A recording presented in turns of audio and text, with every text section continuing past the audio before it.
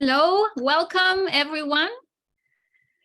Good morning, good afternoon, wherever you are.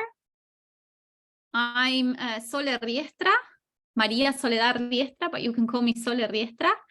And I'm going to do that as well right now. So I will invite you, please, to change your Zoom name to the name that you want to be addressed as. And if you can just simply type your name, organization, and location so that we know where you're joining us from and how you want us to call you. That would be excellent. Thank you.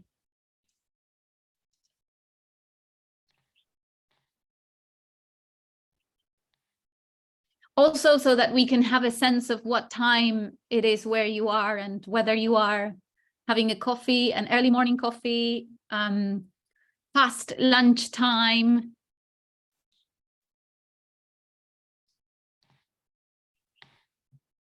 Thank you, Madeleine. Thank you, Ross.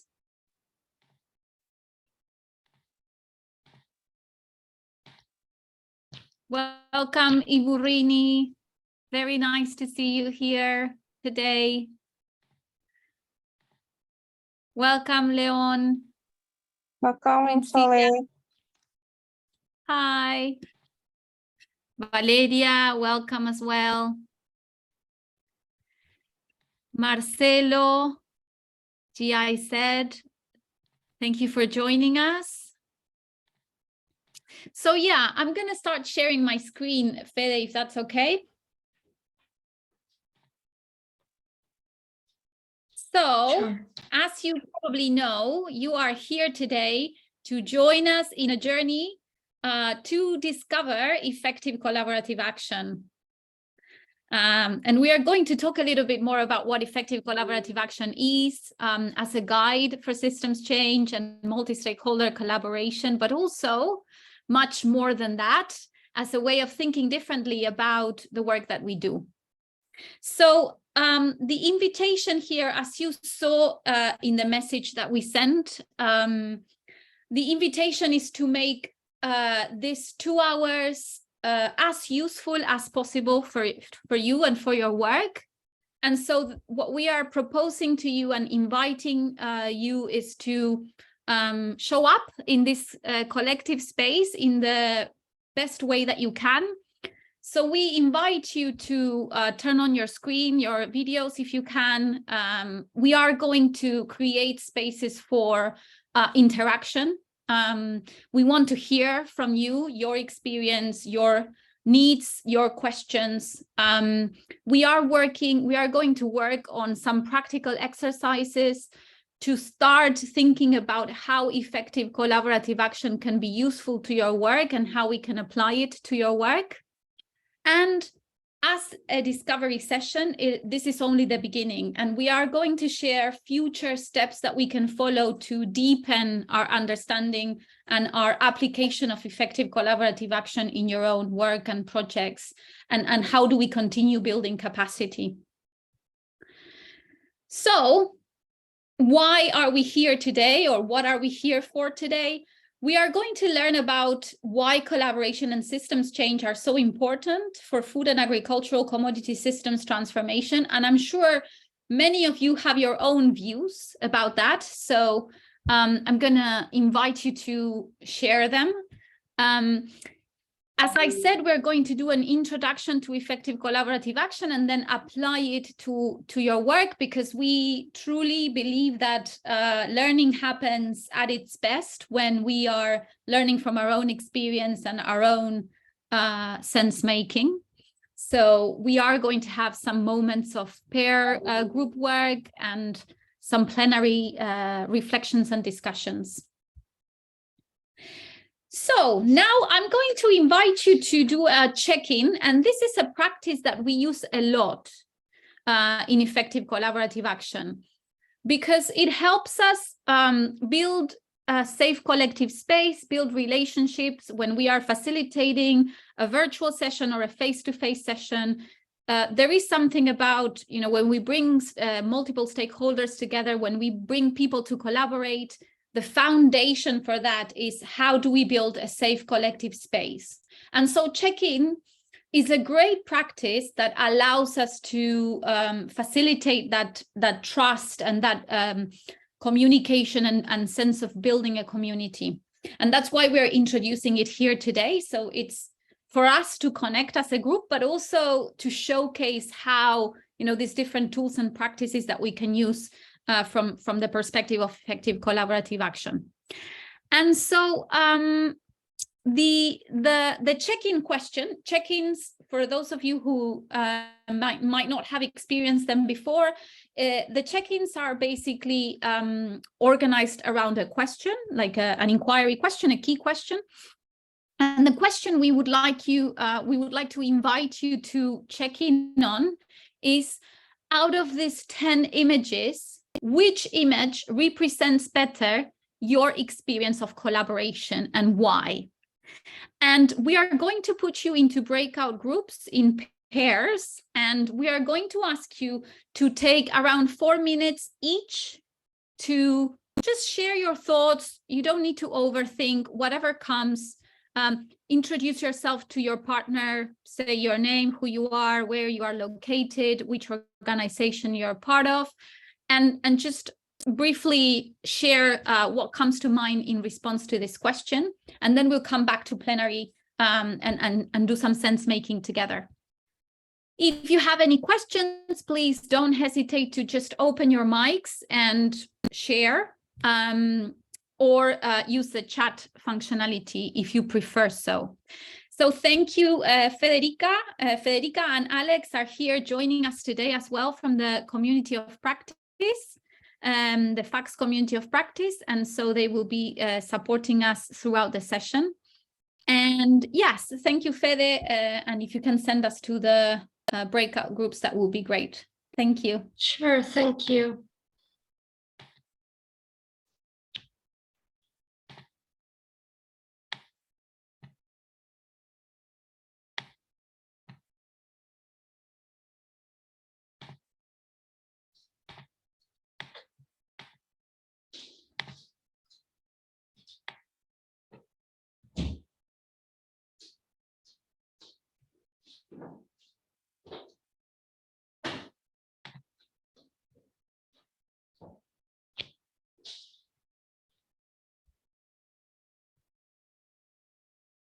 Thank you. Welcome back, everyone. Nice to see some faces now. Thank you for giving this check-in a go. I'm going to share my screen for those of you who've just connected. As you know, the check-in question was which image represents better your experience of collaboration?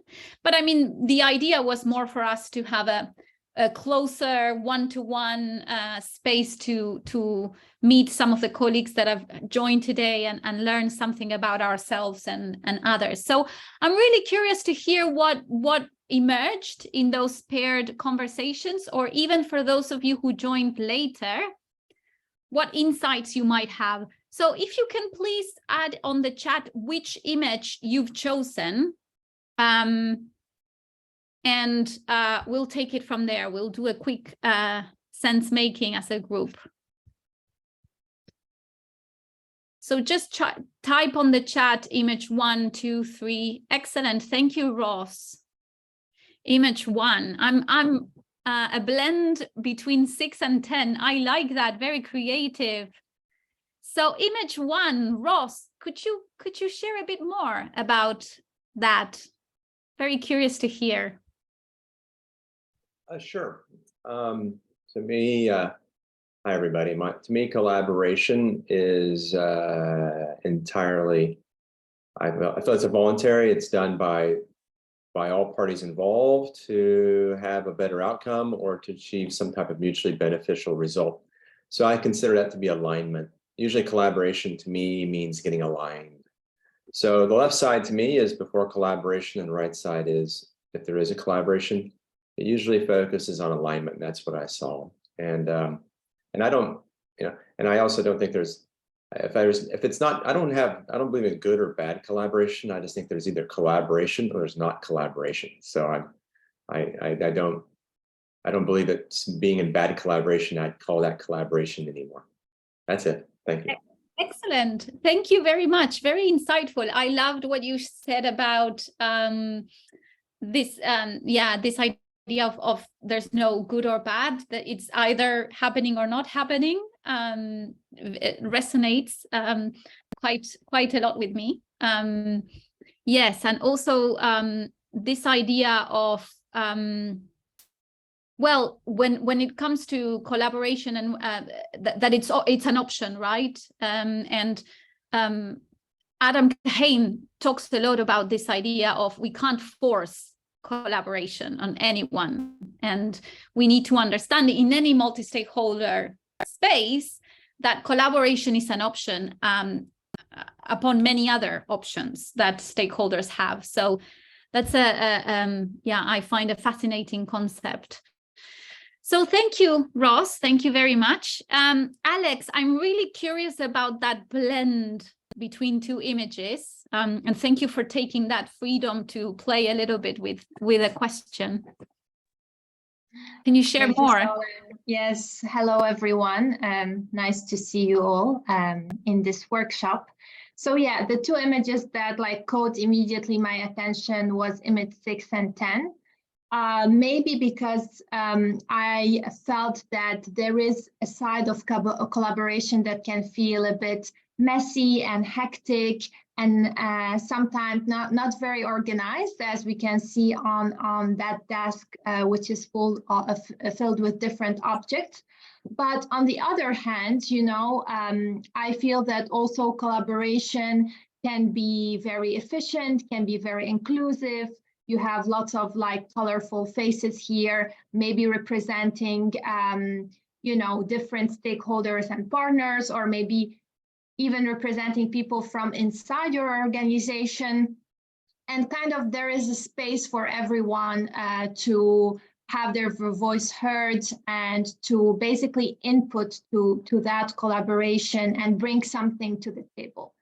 So yeah, that's on my side. Fantastic. Thank you very much. And I'm also curious to hear Leon. Leon, am I pronouncing it properly? Because I'm using my Latin background to say Leon, but you can tell me if I'm pronouncing it properly. No, that's fine. It's perfect. Okay, so welcome to the session. And yes, curious to hear your selection of image. Yeah, well, essentially it's unraveling the mess of the chords, or I guess unraveling the spaghetti, if you like spaghetti. Ideally there will be a supporting image to show, you know, the chords are aligned and you can start using it to charge your phones, etc.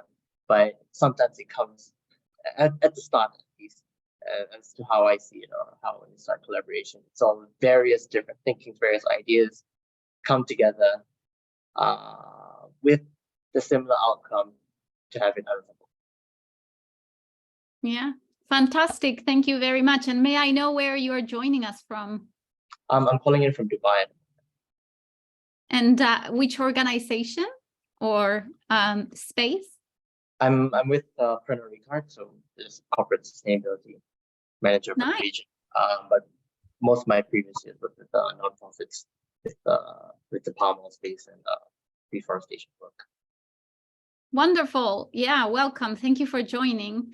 And yes, so anyone else would like to share? We've got time for one more person. If anyone wants to raise their hands on Zoom, feel free to use that functionality. Otherwise, I'm also happy to choose someone randomly who would like to go.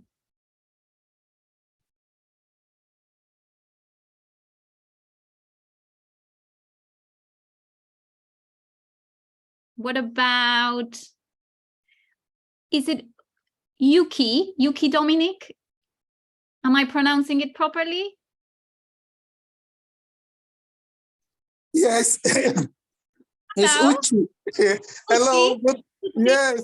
Uchi. Uchi, perfect. That's actually what my Latin background would have would have said. So I should trust my instincts more. Welcome, Uchi. And yes, you've selected image 9. I'm curious to hear more about that. Yes, I'm Uchi Dominic from Nigeria. Good morning, good afternoon, good evening.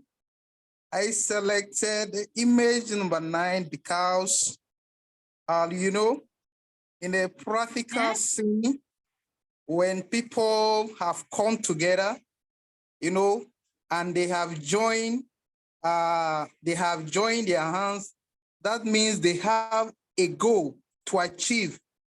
They have something particularly they want to achieve, and it's through collaboration.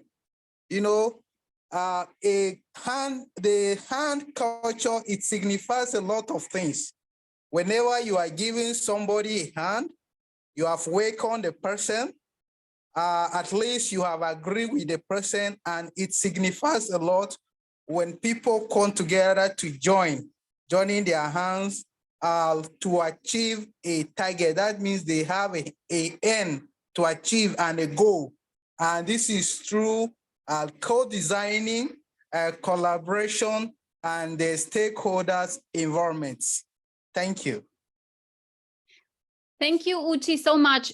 Very insightful and beautiful what you've just shared. And actually, one of the key ideas that we explore in the deep dives of effective collaborative action. So the next level, let's say, of training, of capacity building, we work a lot around cultural awareness and the different symbols and language and ways in which collaboration is understood.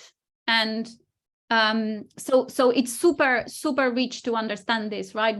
There are a lot of symbolic ways of building trust, of building collaboration, and there are a lot of boundaries as well. That when we look at collaboration from a cross-cultural perspective, it's important to be aware of. And I guess, Ross, I mean, you work in the SLPI project, right? So you work in Indonesia with a different culture. And, you know, I'm sure you have lots to say about cross-cultural understanding of collaboration. Yeah, certainly.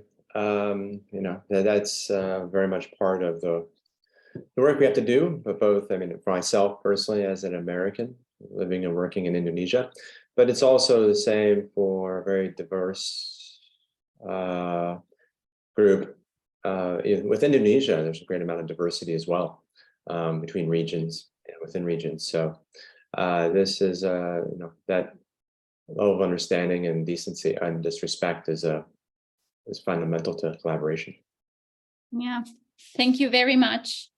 So based on, we're going to move forward now, and based on everything that we've heard and the ideas that have come up for us individually in this reflective exercise, we would like to invite you to, let's, you know, share like a wrap up of, for this group today, what is our understanding of collaboration, if we don't see it as good or bad, or good collaboration, if we want to add that connotation. But, you know, what is good collaboration? What is collaboration based on everything that we've heard? And so please, if you can go to menti.com and enter the code on the screen, 47570852, we will start seeing our collective responses on the screen as I share my Menti. So just give me a second, please. And in the meantime, if you can connect, I'm going to put it on presentation mode. And yes, hopefully we'll start getting some answers so that we can do a final collective sense making and keep it registered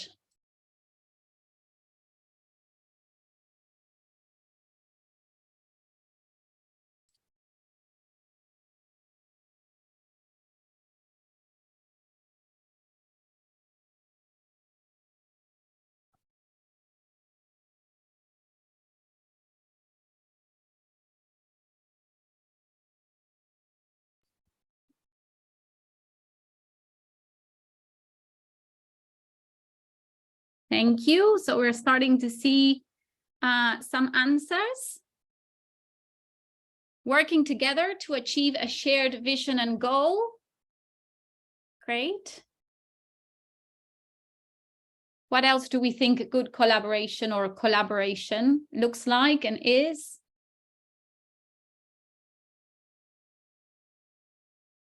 Let's give it a couple of more minutes.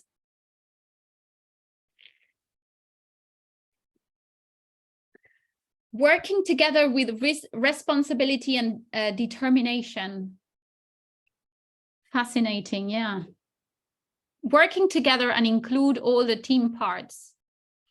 So this idea of inclusion is coming in.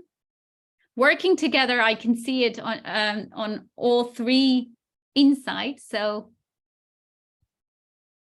definitely important. Perspectives shared and listened to from all stakeholders in the room. So again, inclusion, voice, open to suggestions, critiques, and ideas from all, diversity of thinking, stakeholders' participation to achieve a goal. Yeah, share responsibilities, risks. Sorry. Resources. I'm going to close this so that we can see. Excellent. Thank you very much. And please keep on bringing in your thoughts and ideas because we will keep mining this. And Elizabeth, thank you for sharing on the chat. Thinking, reflection, acting by putting together competencies, knowledge to achieve a common goal. I love this interconnection between thinking, reflecting, acting, and then competencies, knowledge, and action. Working together with many different backgrounds who filling up with one aim. Yes, so definitely, again, you know, we're talking about this diversity of people, backgrounds, ideas, knowledge. How do we bring all of this together to have some kind of shared vision, goal, purpose? Wonderful. Thank you, everyone, for your inputs and insights. And so if we continue now, and please keep on adding any questions or reflections freely on the chat. I'm just going to go back to presentation mode. Yeah, here. So why is collaboration key to systems change? And I'm please raise your hand if you're familiarized with the story of the elephant. Who knows the story of the elephant? You know it, Ross? Okay, who else knows it? Anyone else? Okay, Ross, would you like to do a quick introduction to the story then? Oh, Ade also, fantastic. So Ross, let me just ask Ade first and then we'll go to you. Yes, Ade, welcome.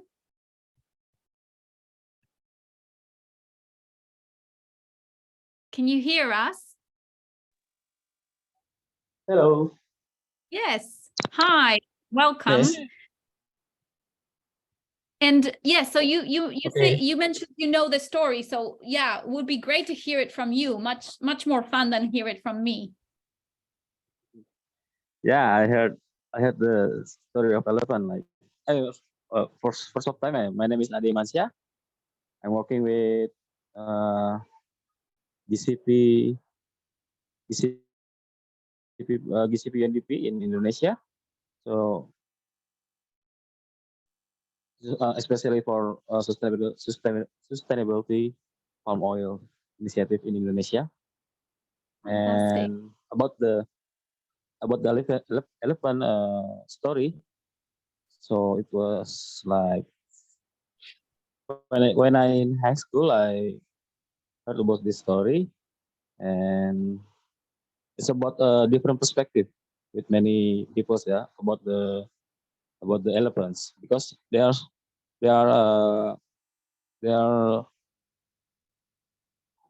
guess the thing with close the eyes, and then because different perspective. They have so many different answers about what they feel about this elephant. I think that's it. Yes. Thank you so much, indeed. And Anytime. Ross, sorry? Yeah, anytime.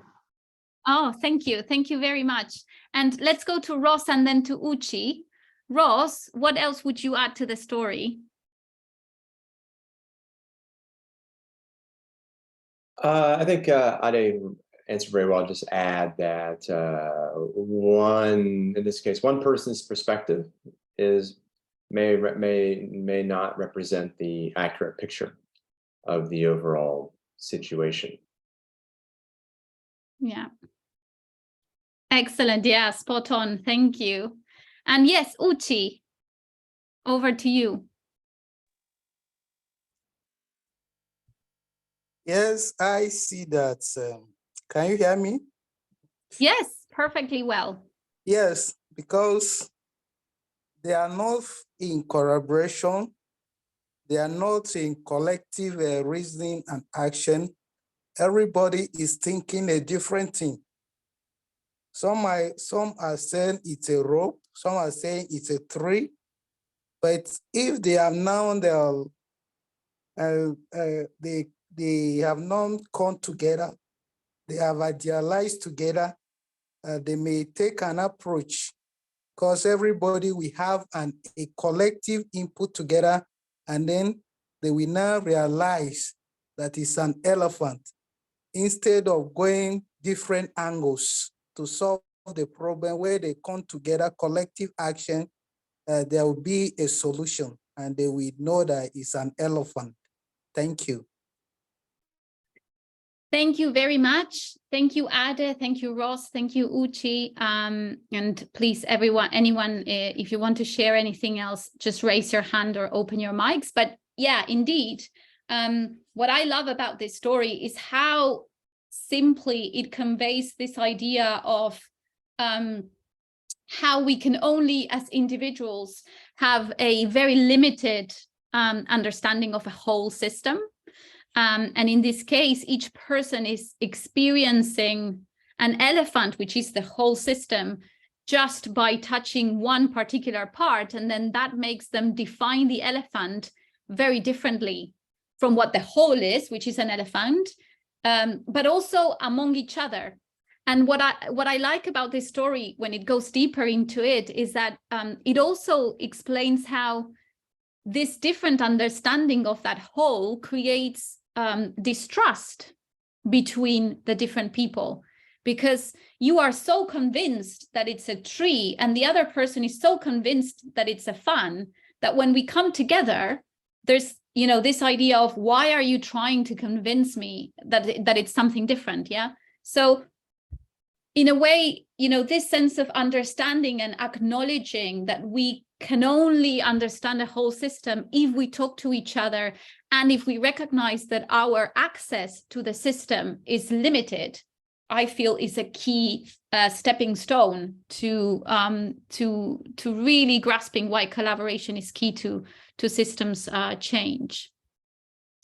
And yeah, thank you, Elizabeth, for sharing how systems change needs harmony in role play, complementarity for success. Definitely, there's something about not just coming together, but also recognizing that we have different perspectives, different skills and capacities, and how do we complement each other appropriately. So thank you very much for that.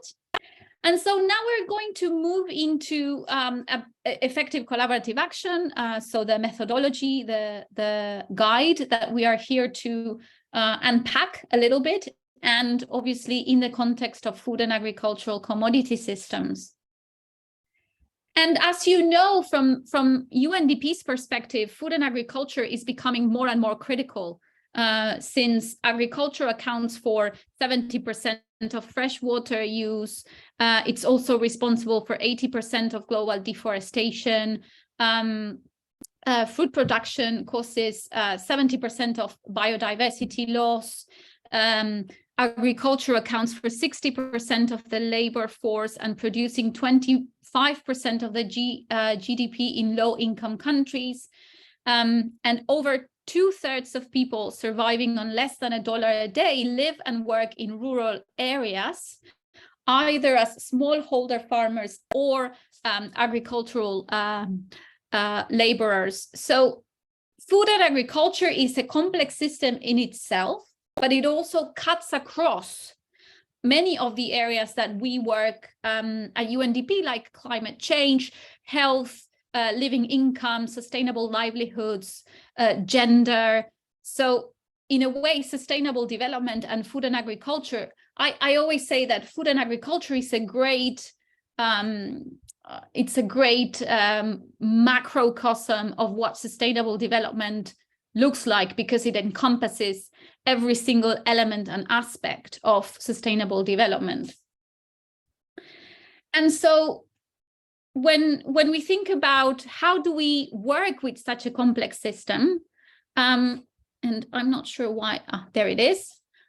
When we think about how to work with such a complex system, you know, at UNDP, we are constantly, and at FACS team, which is the Food and Agricultural Commodity Systems team, we're constantly trying to do sense making and thinking about how can we contribute to building capacity to work with this complexity, and how can we contribute to change. And so effective collaborative action came about under this idea that we need to combine effectiveness, we need to combine it with collaboration and with taking action. So as we said before, you know, food systems are in crisis, and we know in a way from a technical perspective what needs to be done, but still, you know, food systems are fragile, are unexamined, are vulnerable to collapse. So we know we need to find effective ways to bringing about change that go beyond and bring some balance between the technical solutions and how we implement them. Collaborative, well, we've talked about this before. We need a new paradigm in agriculture, and the complexity of food systems demands collaboration and connection between stakeholders. So no one person or institution can work with the elephant in itself. It needs to happen collaboratively. And action, because obviously there is urgency to change. There is urgency to take action that makes a difference, and more. And I love this quote from the COP27 host, the President Abdel Fattah el-Sisi, who said that under the current context, it is imperative to showcase unity against an existential threat that we can only overcome through concerted action and effective implementation. So I feel it kind of rounds up really well and nicely this idea of why we need this combination of effective, collaborative, and action. So effective collaborative action, or ECA, came about as a way of bringing together all of the experience that the Food and Agricultural Commodity Systems team, previously called Green Commodities Program, gathered from more than 10 years of experience working with national commodity platforms and dialogues, as you can see, in different countries at different levels, so national level, subnational level, landscape level. And we gathered all of this experience and learning, and the team basically thought, okay, how can we put this together in a way that transcends just our team and our own personal experience and becomes something that other people can use, regardless of where they are in their journey of transforming food and agricultural commodity systems. And the drivers obviously are, you know, multi-stakeholder collaboration. But as I said, it's also about how do we change mindsets? How do we think differently the way that we approach our work in transforming food and ag systems? So in a way, in a nutshell, what effective collaborative action is trying to convey based on this huge amount of learnings and experience is that we need to work at 3 different levels. So we need to work at change at the individual, collective, and system level.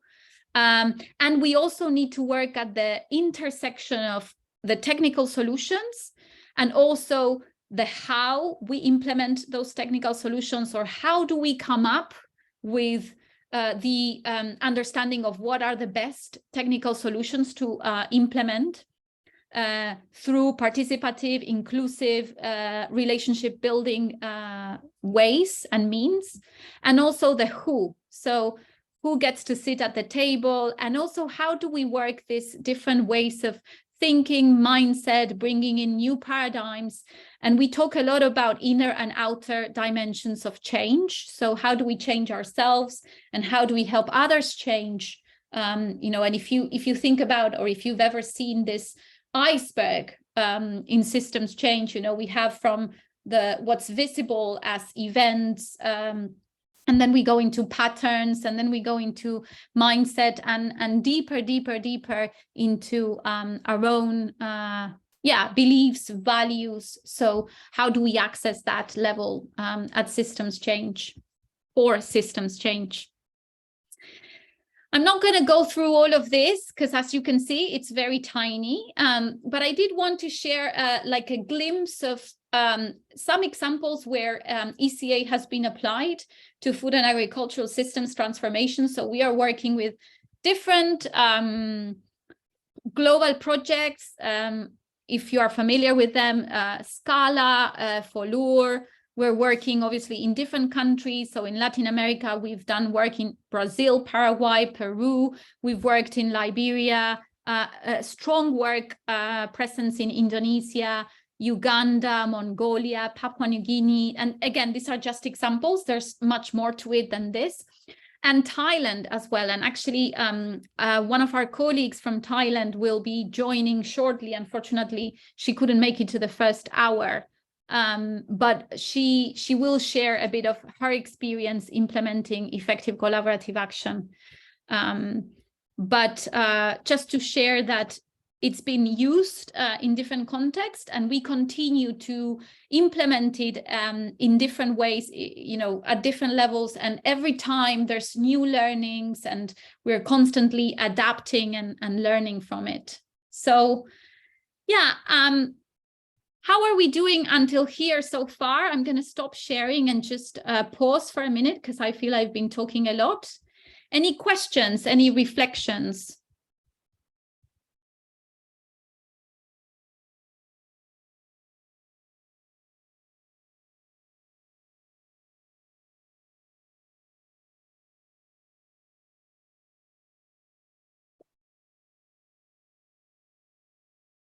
Feel free to share openly on the mic or just on the chat.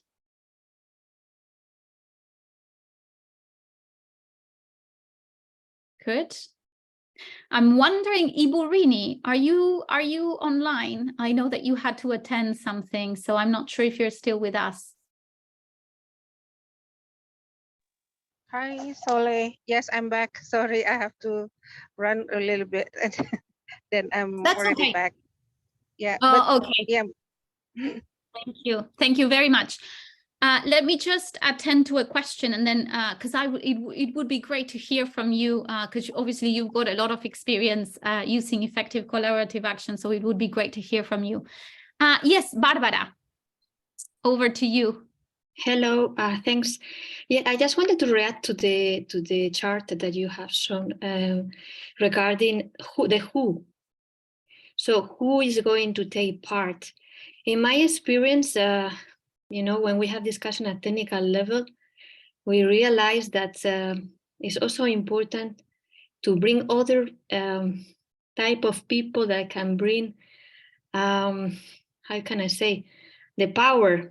Because technical people sometimes they have the knowledge, but things don't happen afterwards because they don't have the power to move forward. So I wanted to ask you, how do you do with this, with the how, you know, how do you involve the different people from the hierarchy that we need to make progress as soon as possible?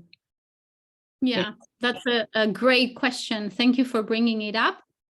Before I can share some insights from experience and from the perspective of effective collaborative action, I would love to open the floor to maybe other people who might want to share their own experience in response to Barbara's question. So how do you bring in the power of decision making to the table?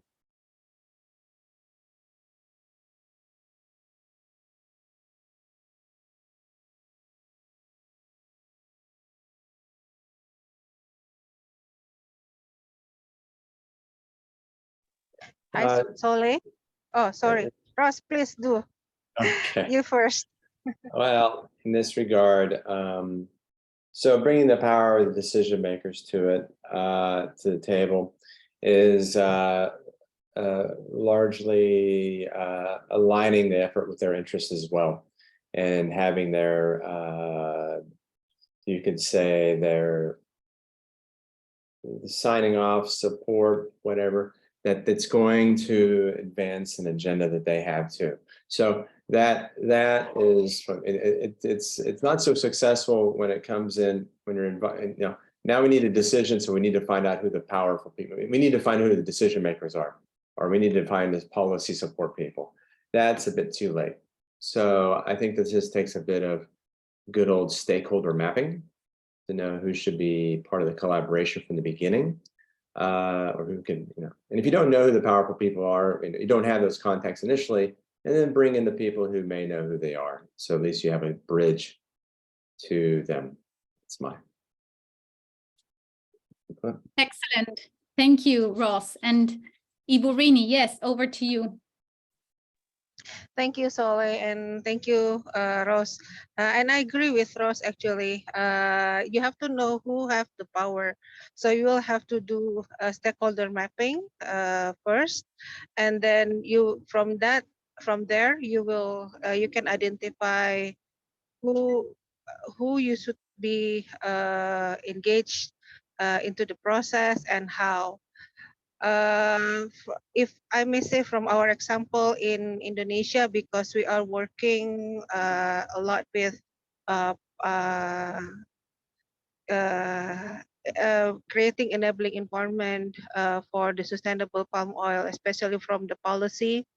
So we work a lot with the government.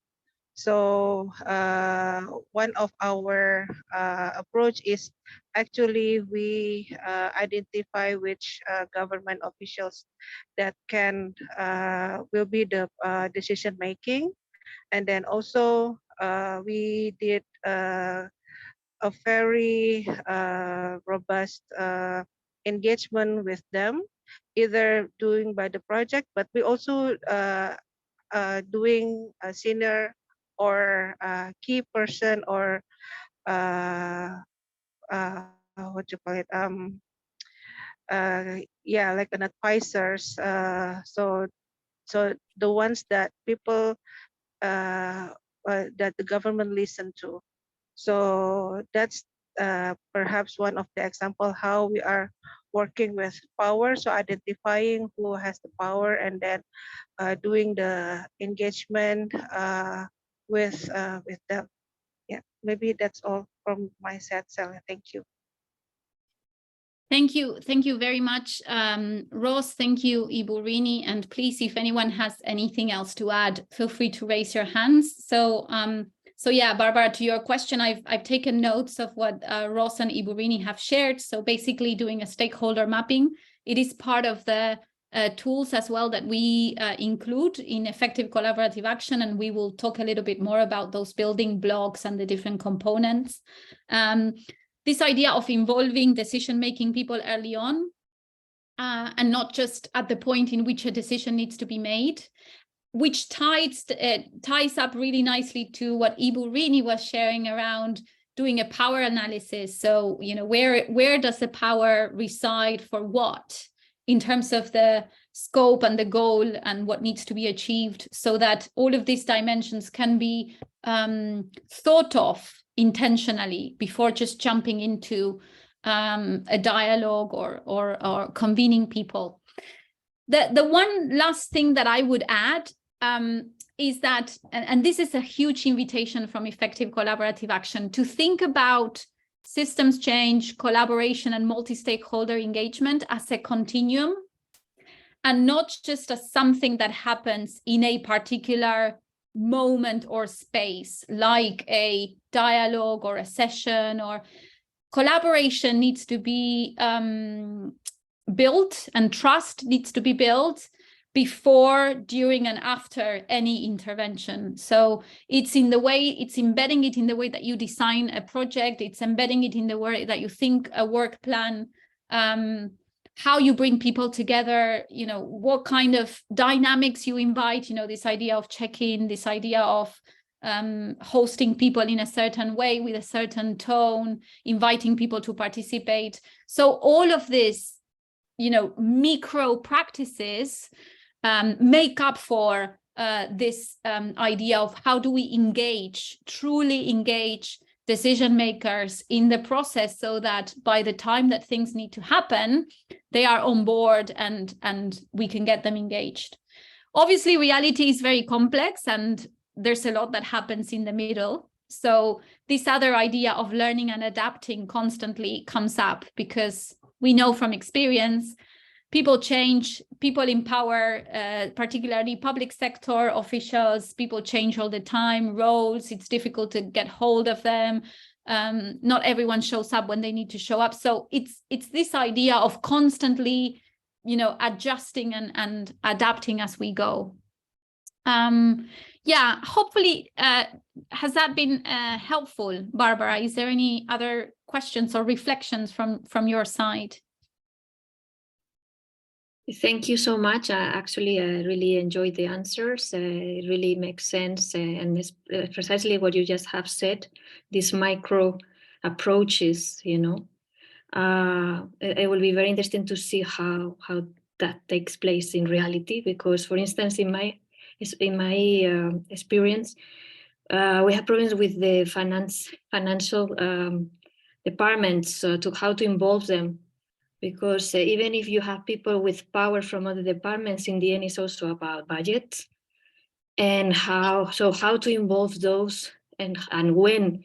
And so I would stress this point of the financial department and how. And I know that sometimes other people have power and can change things, but in my experience, it's always about finance. And I've been dealing with action plans, beautiful ones, really. We identify all the measures, but then when it comes to implementation, the things don't happen because of that. So just wanted to share this with you. Definitely. I think we all share that pain with you, Barbara. I think we've all been there, and I can see Alex smiling. So definitely this idea of resource planning and how beautiful action plans tend to fall into the cracks of processes and budgets, and yeah, indeed. So we're definitely going to talk a little bit more about that in the second half of this session. And we are going to invite each one of you to think about how do we implement, how do we start using effective collaborative action in your own context and for your own needs. Elizabeth, I'm conscious that you've shared that it would be good if we support a similar action in Benin. So I'm curious to hear more about that. And what I'm going to suggest is if we take a 5-minute break, because we're almost, well, actually more than over an hour in this session. So inviting to take a 5-minute break, stretch your legs if you need to, and we'll come back on 10 past the hour and continue with this more practical discussion and application of ECA to your own context. How does that sound? Yeah, good. Excellent.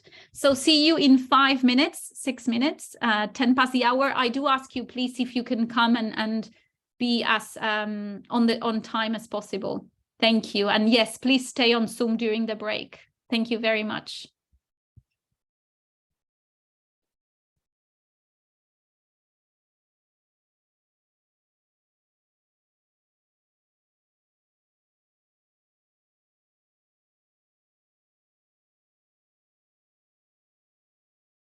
Thank you for being on time. Really appreciate that, because we've got only 50 minutes to go and quite a few things to cover. So thank you for your timeliness.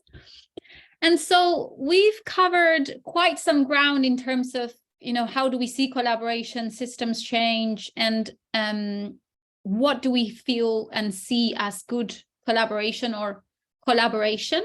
And now in the second half, I would like to invite us to think about ECA, effective collaborative action, in terms of the work that we need to do and how it applies to that. And I'm not sure how many of you had the chance to watch the videos that we shared as pre-work. If you haven't done so, we would strongly encourage you to do it after this session, because those videos go deeper into each one of the building blocks and components of effective collaborative action, but so that we can spend this time that we are together working on more of an experience-based learning. But I will cover a bit of the components as well today. And just to begin this second half, I would like to invite you, please, to take 5 minutes to think about if you were to implement effective collaborative action in a particular project, initiative, event that's coming, interaction with a stakeholder. It doesn't have to be something super big. In anything that's happening in your work that feels relevant, what would that be? And then what is the current situation and what would be the ideal future scenario? And for those purposes, we've created, and let me share my Zoom screen with you. We've created an individual Google slide workspace for each one of you to use and capture this thinking process. And so Federica has contacted you and assigned you a number. And what we are going to kindly ask you now is to go to the Google folder that Federica will share on the chat, to that link, and click on your own number, basically. And that will be your set of 2 slides that we are going to use for the remaining of the session. So let me show you on the screen. This is what the Google folder looks like, as you can see here. Yeah, and you can see name 19, 18, 17. So each presentation has a number and you've been assigned a number. So click on the presentation that has your number on it. And this is what you're going to see. You are going to see these 2 slides that we are going to work on for the next hour. And at this present moment, we're going to focus on the first slide, which, as I said, is about taking 5 minutes to reflect on if you were to implement effective collaborative action, what would you implement it on? So just, type 1 sentence of what would that project, initiative, interaction would be. And then what is the current situation? Think about a few bullet points and what would the ideal future scenario be? And just think about, a few bullet points. And we're going to take just 3-4 minutes for this and come back to plenary to continue going into effective collaborative action. And we will use this further, later on before the session finishes. So, try to take, again, 3-4 minutes. It doesn't have to be very elaborated, but it would be good to have a think about this. So thank you very much. I'm going to stop sharing and give us just a few minutes and let us know if you have any questions on the chat.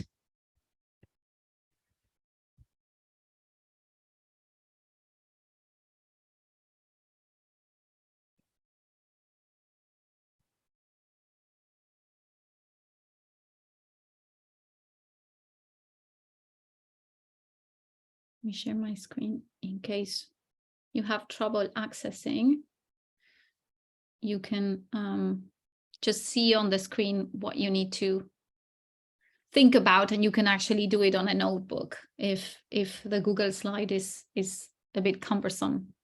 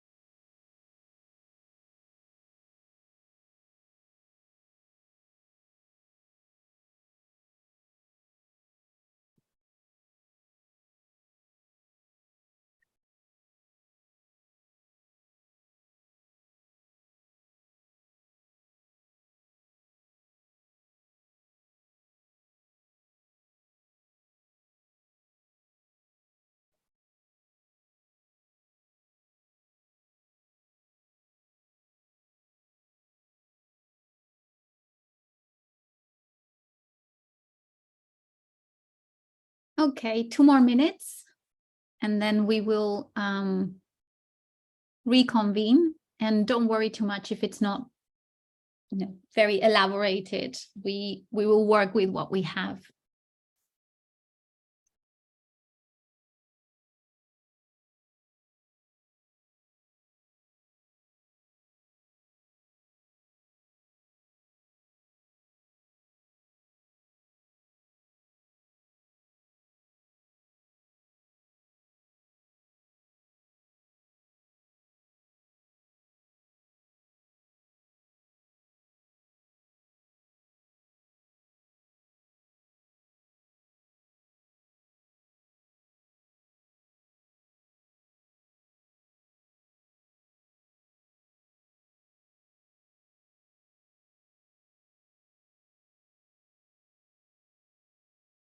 Sorry, I would like to invite you to come back to the plenary.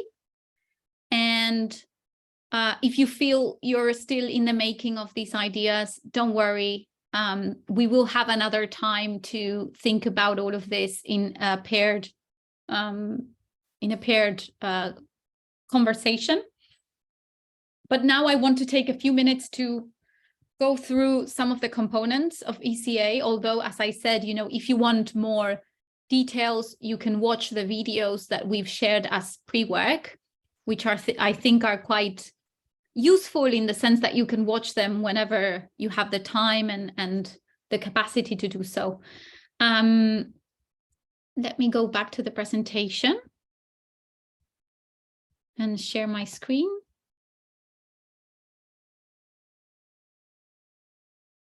Yeah, so in a nutshell, this is a summary, a very, as you can see, exhaustive summary of effective collaborative action components. At the center of this first diagram, what you can see here is we have basically the core of why do we do effective collaborative action, which is ultimately we want to strengthen our capacity and our multiple stakeholders that we engage with, their capacity to think and act systemically, collaboratively, and consciously towards more sustainable food systems. And as we said, we do this engaging in three dimensions: the individual, group, and systems change. We bring multiple stakeholders together, as you can see, if we move from the inside out. And then we have this connection between the what, the how, and the who. So we have integrated technical solutions with participatory and inclusive methodologies. We have deep change in mindset and ways of working. So here's the what, the how, and the who. And then we also have this idea of thinking about mechanisms and processes to institutionalize collaboration. And this is the idea of how collaboration and systems change should be seen as a continuum and not just a one-off that happens at a particular moment or in a particular event. Around all of this, we have what we call the 10 key principles of effective collaborative action, which in a way are, you know, if we were to do all of this that we mentioned here in the inner circles, what do we need to look at? You know, how do we go about this? So the 10 key principles are trying to bring in more granularity as to the kind of areas of work and themes and qualities that we need to look at in order to create the enabling environment for this effective collaborative action to take place. And we have here a number of principles like understanding the system, building systems leadership capacity, inclusion and working with power, working through conflict, collaborative actions and investment, participatory learning, communicating effectively, gender equality, and institutionalizing the new and building a safe collective space. So these are, again, the qualities, the themes, the things that we need to work on in order to enable this effective collaborative action. And then in terms of process, so what are the steps that we need to follow, right? How do we do this programmatically? In that sense, we look at the 4 building blocks, which are understand the system, co-create the approach, take collaborative action, and learn and adapt. And so these 4 building blocks, and I'm going to go more into the details of this, as I said, are the sort of the steps that we need to follow, but we don't think of this as linear steps, but rather different areas of focus that we need to work on. And depending on where your project is in terms of maturity, if it's at a very early stage, probably starting off with understand the system could be a good option.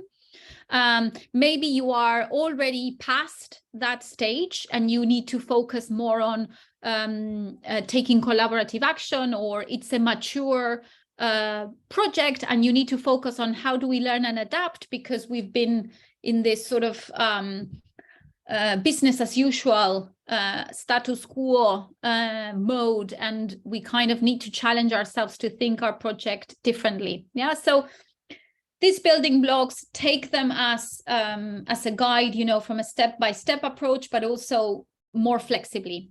And understand the system is about focusing on the awareness of the different parts involved in a dialogue, a platform, an event, a project, a meeting. What are the connections and interactions, and what the current situation is, and what needs to change.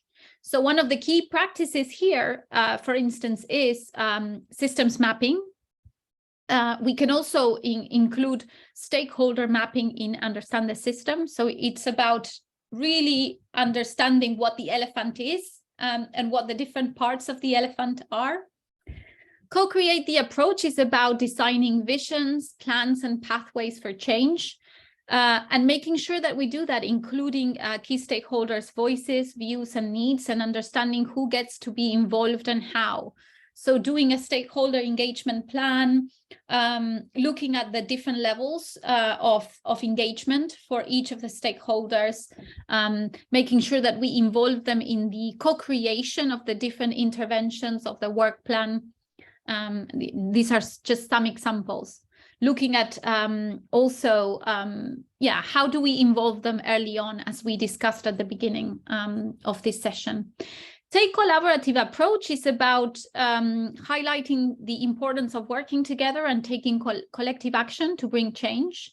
And this is, here is where we would locate this idea of power analysis, of understanding what are the dynamics, how do we create that safe space and that trust so that everyone's voices are effectively heard and that action is taken beyond those moments in which we come together and we do this nice polished action plans that, as Barbara pointed out, then they fall into the cracks because nothing happens. And then learn and adapt is about how do we continuously challenge ourselves to revisit what we've done and make sure that we strike that balance between moving forward, but also taking a step back and reflecting on, are we moving forward in the right direction? Do we need to change, stay flexible, adapt? Because we are dealing with complex systems and we are dealing with ongoing constant change. So most likely in this, long-term projects that we are involved in, whatever was useful 2 years ago might not necessarily still be useful and relevant. So keeping that growth, flexible mindset present. Then we have, out of those 10 key principles, we have 4 that we call essential practices, which are basically the ones that we say, these are the fundamental ones that need to be looked at from early on and continuously. And let me see if I can, because for some reason it's not moving on the screen. Yeah, you can see. Okay. Yes. And thanks. these 4. Now you can see, okay. And these 4 are the essential practices, building systems leadership capacity. So how do we help people work in their inner change, in the change as a group, as a collective within their institutions, and also how does that translate into change within the system? Yeah. So how do we build our own leadership skills to lead change in these 3 dimensions? Inclusion and working with power is about, and Barbara, thank you so much for raising this point, because it is one of the key areas that we see needs to be worked on and understood and covered at any multi-stakeholder collaborative process. So understanding how equity, representation, and distribution of resources plays a role in creating existing power dynamics. Where is the power lying, and how does power manifest as well? How do power dynamics influence the way that different stakeholders are able to show up and obviously contribute to change or not contribute to change? Work through conflict. This is a massive area. And we always say this is the sort of the Achilles heel of multi-stakeholder collaboration, because it's one of the least worked on areas. And working through conflict refers to this idea of understanding conflict as something that we need to surface and work with and not put under the carpet. And how do we do that is a big question mark, because it intersects with ways in which we communicate, entrenched power dynamics, cultural context. There's a lot going on there. But the invitation is keep this in mind, because it is super, super important. And communicating effectively is about making sure that we put attention and intention into how we communicate, and also how we listen. Very important.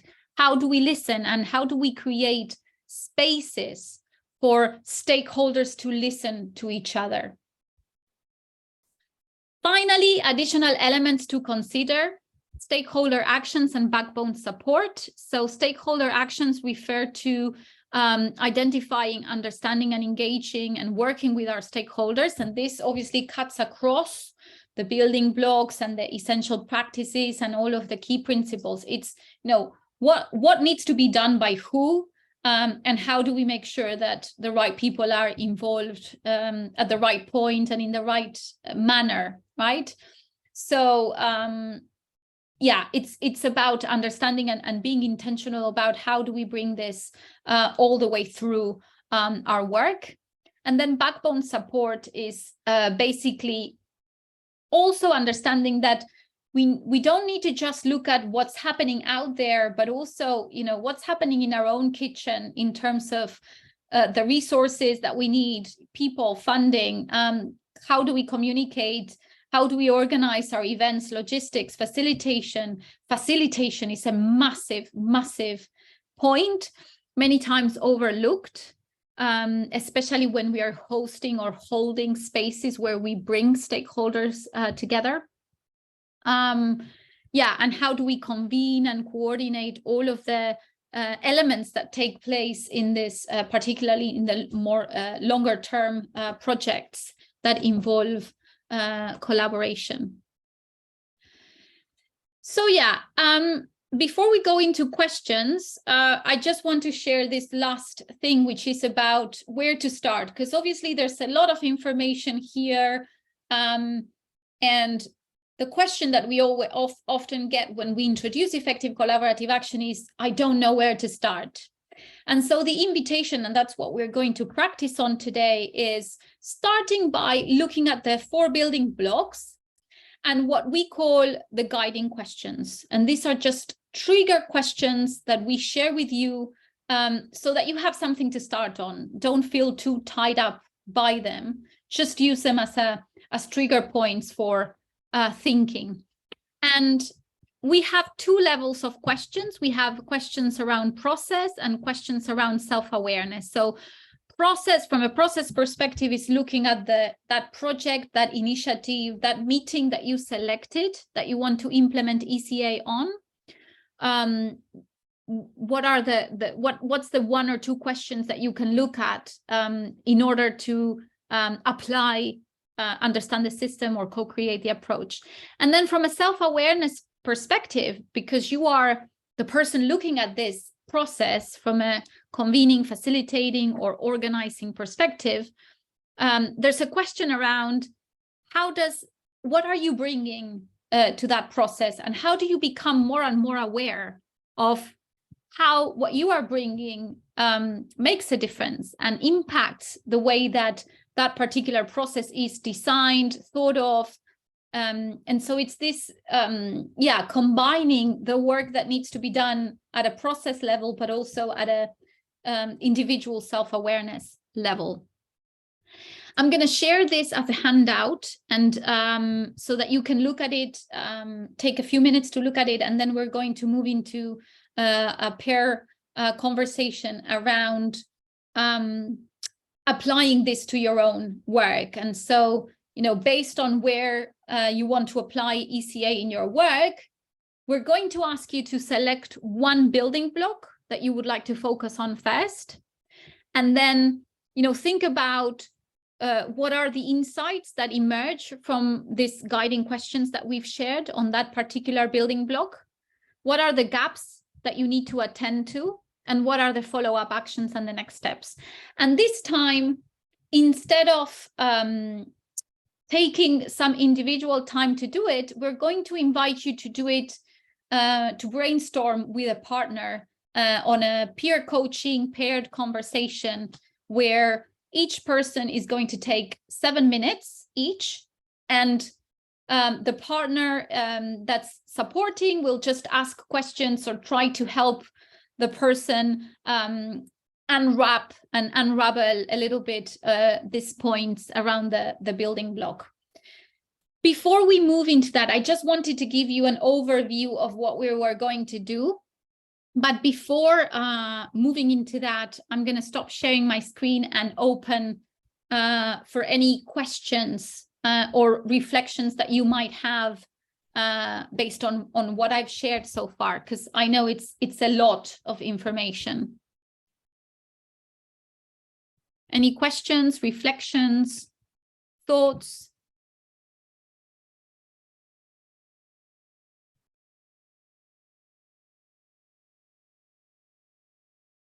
Yeah, hi, Sol. I was struck by the co-creation. I think that's an important part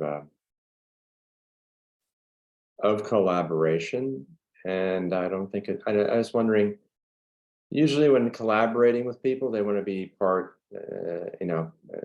On a project, ownership is a big part of that, and being part of that. So when I see co-creation, then I think that's ownership, and I see that happens. Can you talk a little bit more about, I guess, weaving co-creation throughout the process? Thank you very much. Yes, and it is a very important aspect and usually underestimated, I would say. So from what we've seen, projects that have been successful in doing co-creation are the ones that intentionally budget in time for co-creation, and not just, reaching out for, this is what we're going to do. This is a work plan distributed over email. Let me know your thoughts. But actually having, meetings, face-to-face or virtual meetings, going through with openness, thinking collectively what needs to be done. So much more of an open discussion, an open conversation, rather than just validation of what we think needs to happen or needs to be done. And that takes a lot of time. And that takes a lot of facilitation. That's why we say facilitation is key in co-creation, because it takes also a lot of skillful moderation and navigating through different perspectives and different views, and how do you deal with conflict and power and so on. So it is a complex space, but we always say, if you budget in time and you just go meeting by meeting, working through the personal interactions, either one by one with stakeholders or bringing certain stakeholder groups together, and looking into the context as well of how you do that. And I'm not sure, Samuel is not here, but we had a beautiful conversation as well with one of the countries, I think it was Senegal, where they were saying, we can't do co-creation with all of the stakeholders together, because in our culture, certain stakeholders are not allowed to lead a conversation or to participate at the same level than other stakeholders. Yeah. So how do you factor that in? All of these dynamics are really, really important to consider. And so I think co-creation requires some time spent to really think about how do we do co-creation in this context for this project. How do we really do it and dedicate time to that? Okay. Does that help?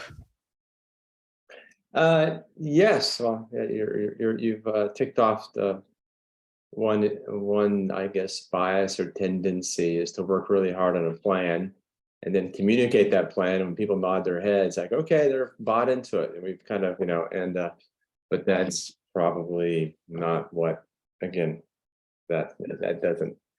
you said fit the co-creation concept. Thank you.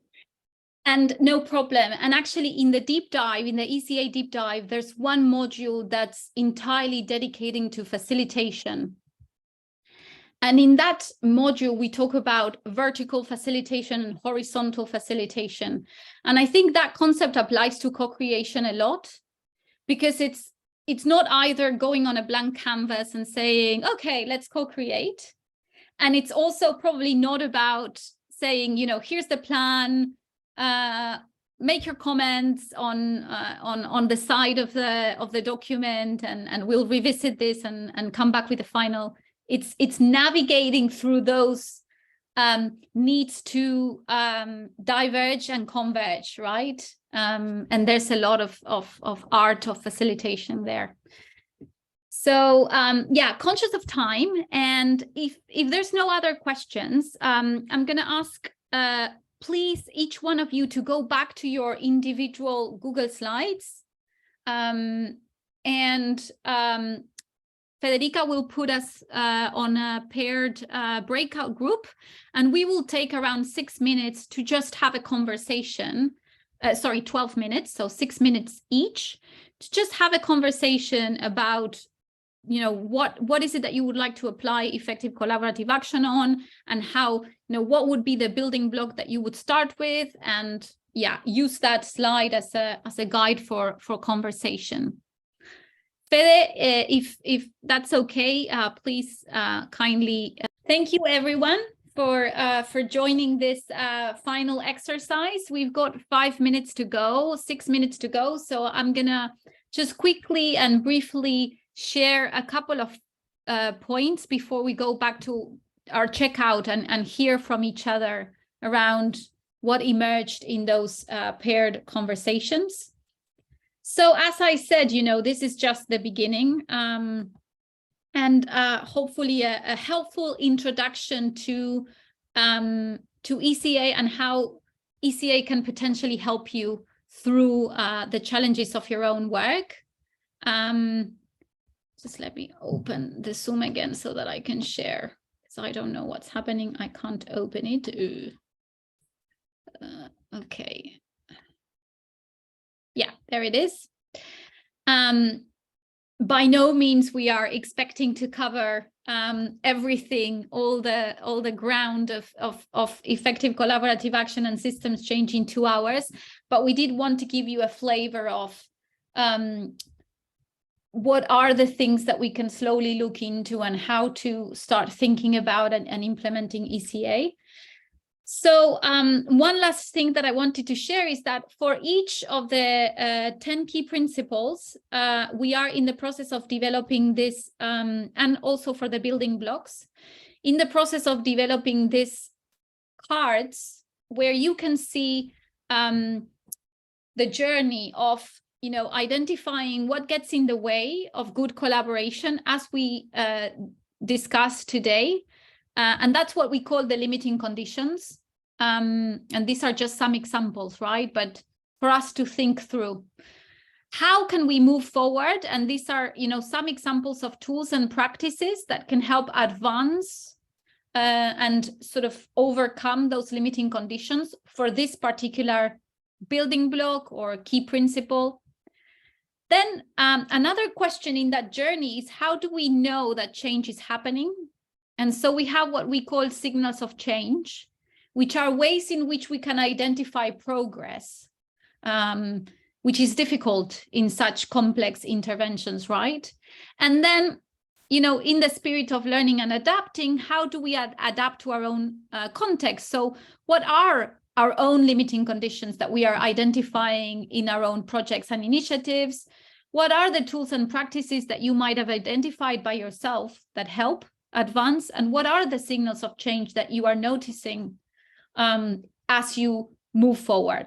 So you are going to receive this as a handout, as a follow-up. I just need a couple of days to finish it. But just to say, you know, we want to provide this hopefully practical guide to help you continue thinking through how to implement ECA. And the other thing is, feel free to reach out to me through the community of practice, we have a group called Changing Systems Through Collaborative Action, and Federica will share all the links. If you haven't joined the community of practice yet, please do so, because that's a space where we can discuss all of these points and stay in touch. And we also post future learning events, such as the deep dive on ECA, which goes much deeper into the elements that we've discussed today on effective collaborative action. And we will share more of this information as well on the community of practice and via email. So in the spirit of checking out, just curious to hear, what resonated with you. How did you find the peer group conversations, and what are you taking for your work moving forward? I know that we don't have much time, so yeah, curious to hear just a couple of bullet points on that.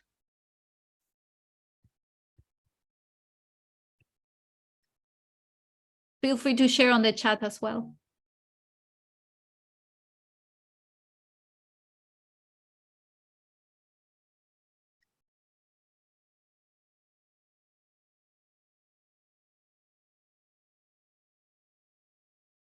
And finally, also, thank you, Federica, for sharing. We really appreciate if you could take some time to fill out this survey so that we can gather your thoughts and feedback on what's been useful about this session that we can replicate and take to other people, and what other things would be helpful to add in order to make it relevant to your work. So yes, please do share with us any feedback that you might have. If you don't want to do it now openly, that's fine. You can do it via the survey or via email. And if you have any specific needs in terms of wanting to apply ECA to your work, feel free to reach out personally, and I'm more than happy to have more of a one-to-one session. Any final comments, questions before we say our goodbyes? Nice to see you, Ade. Yes, Rob. Thank you, Soleil. No, that's all. I look forward to getting you said the materials you presented will be sent to us as well. Excellent. Okay, thank you. Yes, Barbara.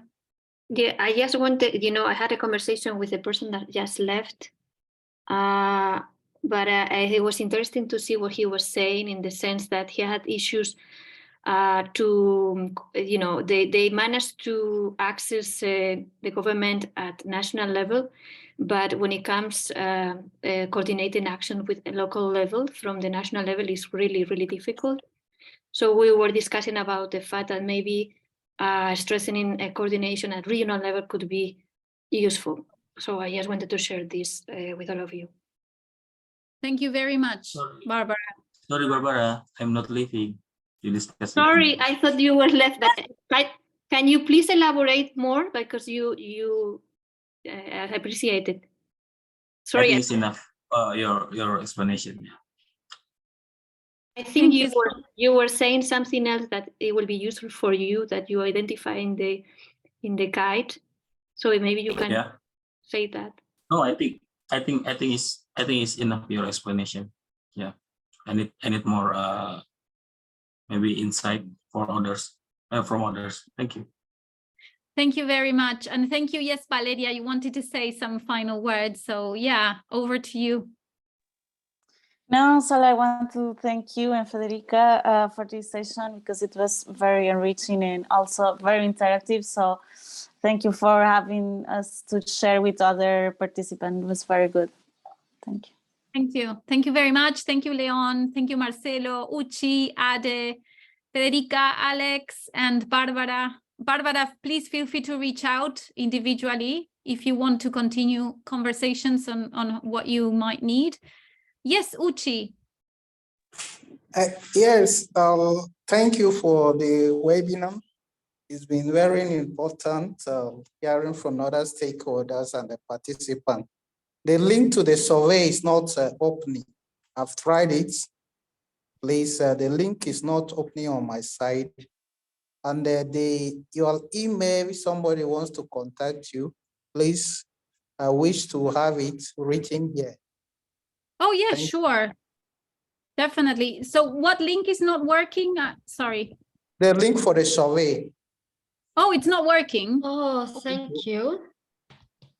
Oh, Thank you for letting me know.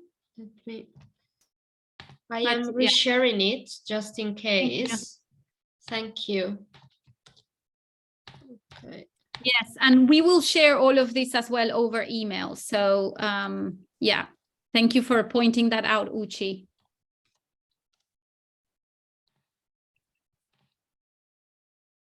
Yeah, thank you, everyone.